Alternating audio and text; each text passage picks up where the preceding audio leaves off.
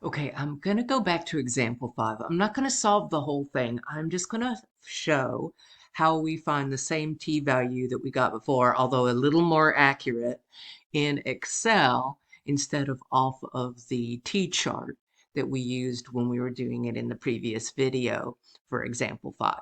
All right, so we had a sample size of 15, which meant that our degrees of freedom was one less. It was 14, and we wanted to construct a 95% confidence interval. And recall, before we subtracted 0.95 from 1, which was 0.05, and divided by 2, so it was t of 0.025. So 0.025 and a degree of freedom of 14, that is what I'm going to put into Excel.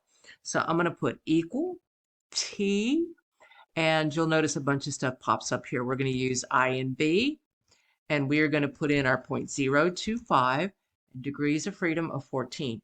Now, unlike our chart, which is going to give us the positive value, the value to the right, this one is going to give us the value to the left. That's okay, since we're finding a confidence interval.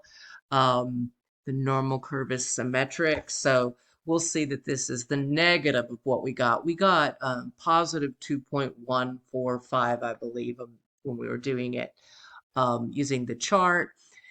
But of course, with the confidence interval, we have a plus and a minus in the confidence interval. And this is just the minus of the same value. So it doesn't really make a difference. This is more accurate, however, and so it will give us a more accurate confidence interval as we compute.